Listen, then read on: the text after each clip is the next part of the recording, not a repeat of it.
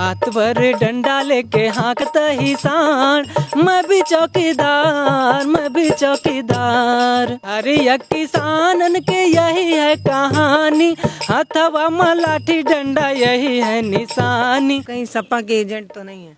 खेत चर गया सांड है बाबा जी हमारा, शेष रह गई फसल में भैया कैसे करेंगे गुजारा। हमारे यहाँ प्रधान भी स्कॉर्पियो से चलता है।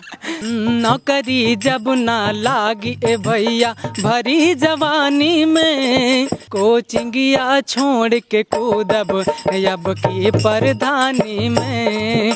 बुलडोजर की देखो तेज कितनी चाल है, जो थोड़ा सा भी बोले नोटिस तत्काल है। हाथरस की बेटी को रात में जलाया, कानपुर में माँ बेटी ने कैसे जान गंवाया। इन सब का जिम्मेदार कौन, मेरा ये सवाल है।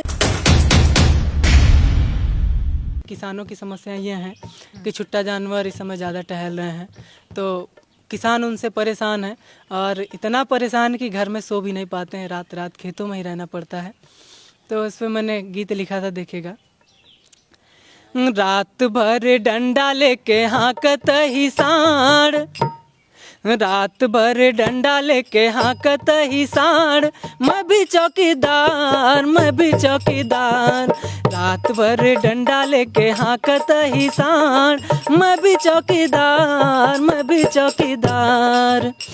लोग कहते हैं मैं चौकीदार, लेकिन असली चौकीदार कौन है आपको पता होगा, किसान है। और एक ही किसान की नहीं, प्रत्येक किसानों की समस्या है। पूरे प्रदेश में यही स्थितियाँ बनी। मैं प्रदेश देखा हूँ, भारत नहीं देखा हूँ, मैं प्रदेश की बात करूँगा।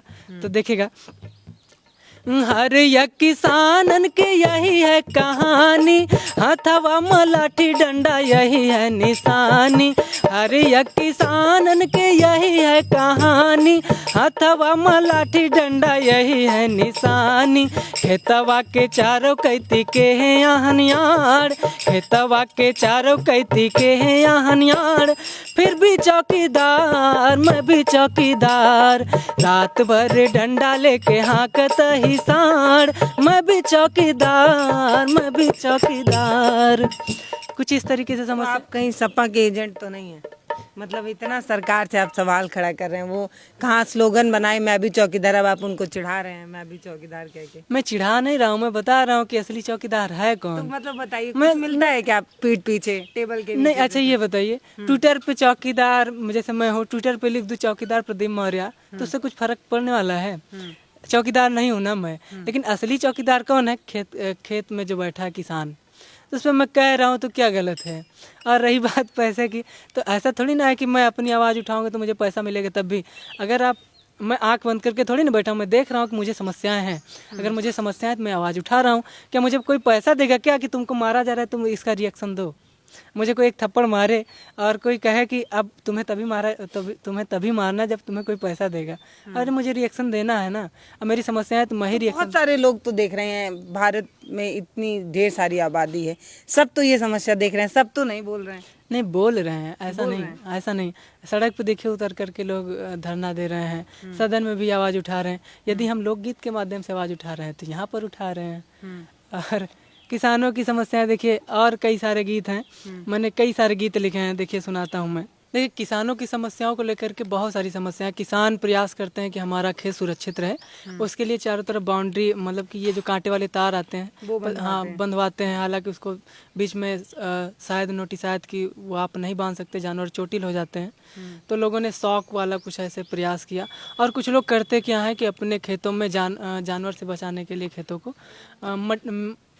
पुतला खड़ा कर देते हैं, उसमें मटकी ऊपर डाल देते हैं ताकि जानवर को लगे कि इंसान खड़ा है। हाँ। देखिए मैं गीत सुनाता हूँ।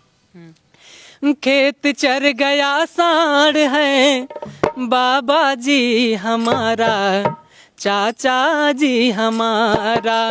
खेत चर गया सांड है बाबा जी हमारा, चाचा जी हमारा। शेष रह गई फसल में भैया कैसे करेंगे गुजारा। खेत चर गया सांड है बाबा जी हमारा, चाचा जी हमारा। और करते क्या है देखिएगा। मटकी का पुतला बना के बीचों बीच लगाएं, फसल हमारी सुरक्षित। मटकी का पुतला बना के बीचों बीच लगाएं, फिर भी फसल हमारी साड़ से बच ना पाए। चौकीदार बना हूँ मैं भी, लोग कहे रखवारा, खेत चर गया साड़ है बाबा जी हमारा, चाचा जी हमारा।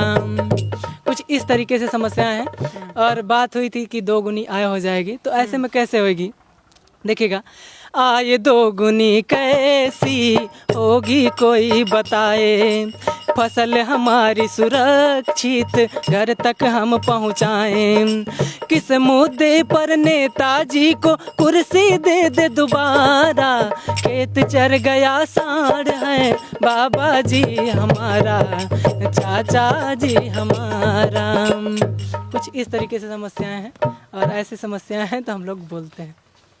मैंने आपके बहुत सारे गीत सुने हैं जिसमें जब नेहा सिंह राठौड़ को नोटिस आता है उस पर भी आप लिखते हैं, तो डर नहीं है किसी बात का? ग्रामीण परिवेश से आने वाले आप इंसान, बेरोजगार भी हैं, रोजगार होता, पैसा रुपया होता तो चलो ठीक है लड़ लेंगे, अगर कभी नोटिस आएगा तो वकील, महंगा वकील लग के लड़ लेंगे, तो डर नहीं लगता इस बात से? नहीं, देखिए ऐसा नहीं है, वो हो गया होगा कि गलती, सरकार ने मतलब नोटिस भेजा तो बाद में गलती भी तो माना कि गलती से चला गया, तो ऐसा नहीं है कि फर्जी में परेशान कर देंगे। आर्टिकल 19 के तहत हम आवाज़ उठा सकते हैं, मतलब कि किसी की मैनर में रह करके आवाज़ उठाया जा सकता है, तो मैनर में हम आवाज़ उठा रहे हैं, किसी के साथ गाली गलौज करके नहीं कह रहे हैं कि तुम मुझे नौकरी क्यों नहीं दे रहे हो, एक अच्छे ढंग से सवाल। हाँ, तो इसलिए ऐसी कोई बात नहीं कि डरते हैं, डर लगता है। डर नहीं लगता है? नहीं।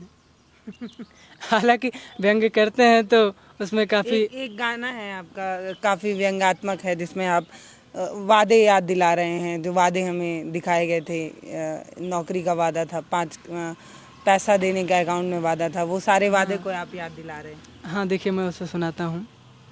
वो ये था, तुम तो धोखेबाज हो वादा करके भूल जाते हो, तुम तो धोखेबाज हो वादा करके भूल जाते हो। तुम तो बोले थे कि 15 लाख आएंगे, हाँ तुम तो बोले थे कि 15 लाख आएंगे, साथ साथ हम सभी के दिन आएंगे। हाँ हाँ, तुम तो धोखेबाज हो वादा करके भूल जाते हो। और सरकार सफाई देती है कि इसके जिम्मेदार कौन? नेहरू। देखिए, कांग्रेस 70 साल थी ठीक करने में दिन लगते हैं, कांग्रेस 70 साल थी ठीक करने में दिन लगते हैं। धीरे धीरे सब कुछ अच्छा हो रहा, पिछला घोटाला सब साफ हो रहा। हाँ हाँ, तुम तो धोखेबाज हो वादा करके भूल जाते हो, तुम तो धोखेबाज हो वादा करके भूल जाते हो। और क्या क्या वादा था देखिएगा, तीसरे कार्यकाल का, सॉरी दूसरे कार्यकाल का ये 4था साल है, इस अच्छे दिन से मोदी जी हम बेहाल हैं। मेक इन इंडिया का सपना होगा सच, डिजिटल विलेज बने गाँव मेरा कब। तुम तो बेहिसाब हो काले धन को भूल जाते हो, तुम तो बेहिसाब हो काले धन को भूल जाते हो। तुम तो बोले थे कि 15 लाख आएंगे, हाँ तुम तो बोले थे कि 15 लाख आएंगे, साथ साथ हम सभी के दिन आएंगे। हाँ हाँ, तुम तो धोखेबाज हो वादा करके भूल जाते हो।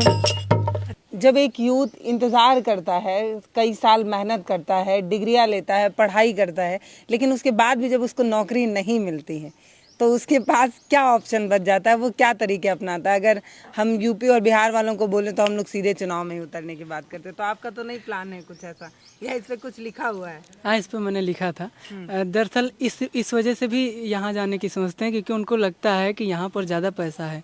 देख रहे होंगे कि नहीं, भारत में आप देखती होंगी कि चुनाव जीतने के बाद जो आदमी होता है वो ज़्यादा अमीर हो जाता है भारत में।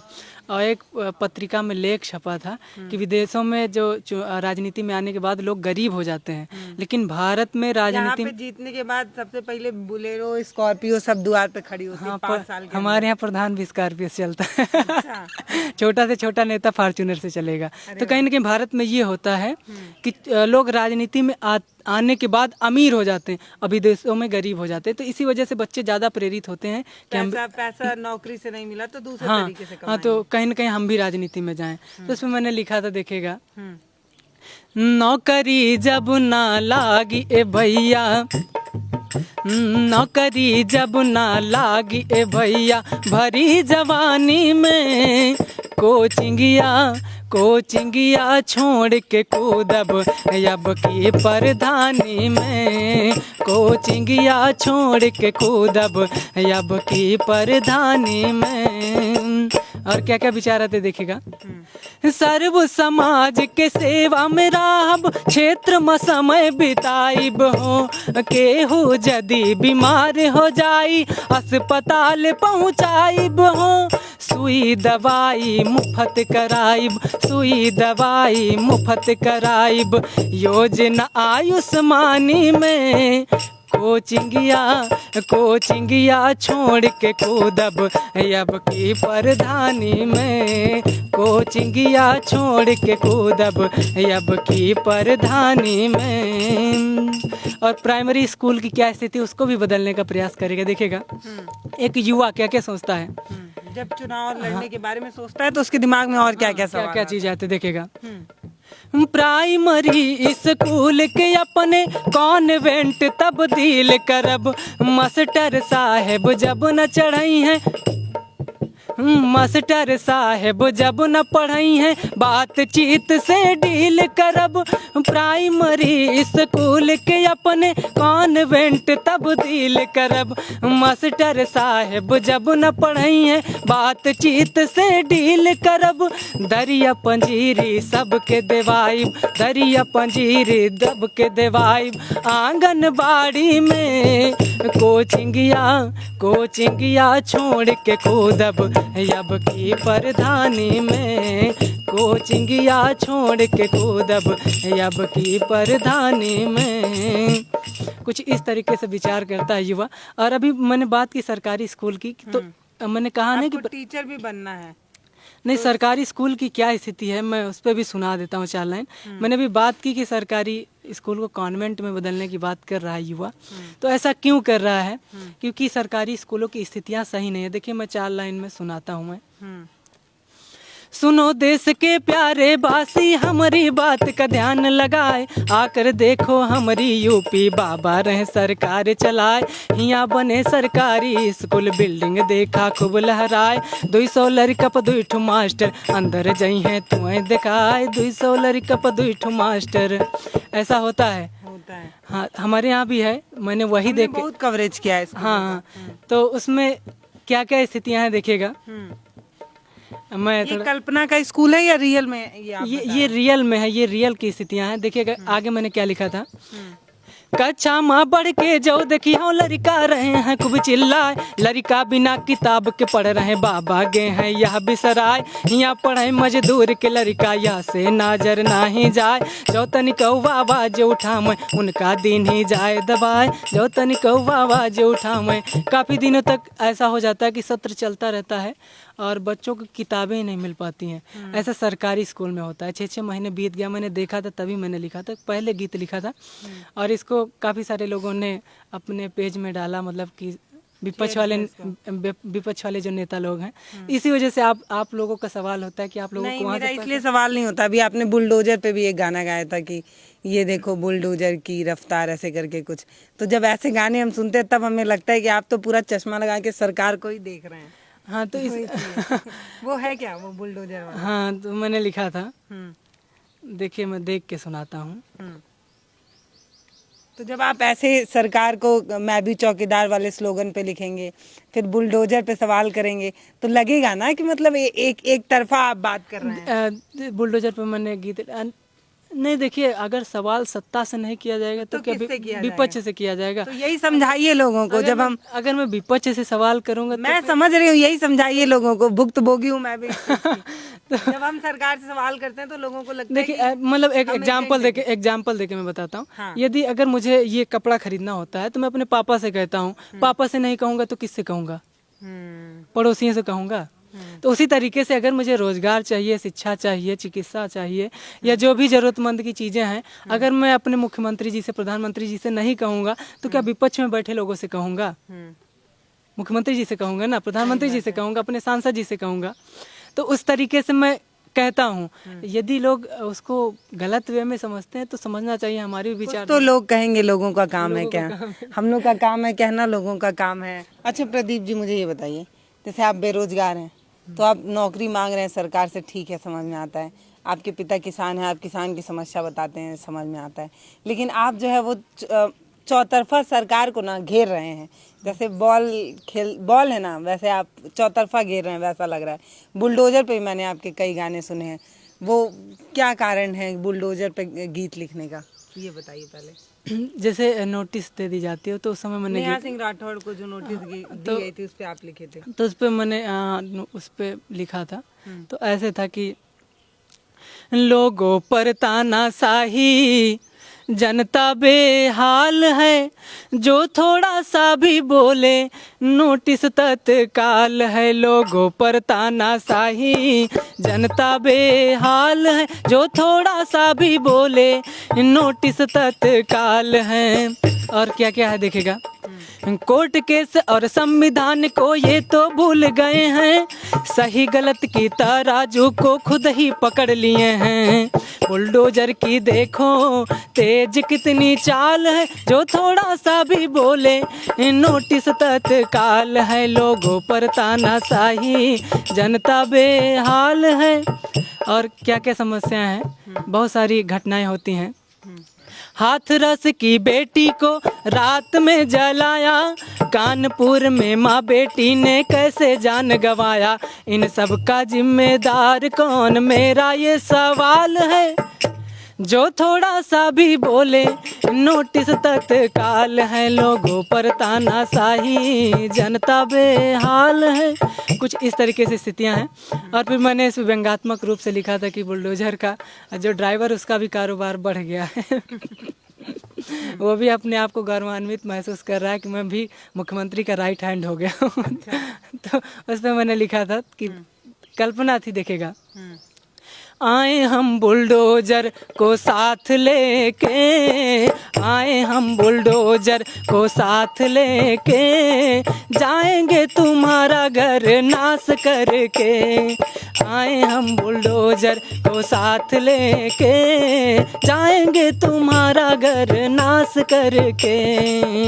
और क्या क्या सोच रहा दिखेगा, योगी बाबा ने हमको दे दिया है इशारा, माँ बेटी आए चाहे दीक्षित परिवार सारा। कानपुर की घटना मैंने लिखा था।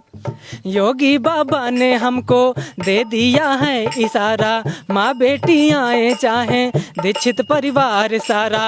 अतिक्रमण हटा देंगे, झोपड़ी जला देंगे, जाएंगे तुमको बर्बाद करके। आए हम बुलडोजर को साथ लेके, जाएंगे तुम्हारा घर नाश करके।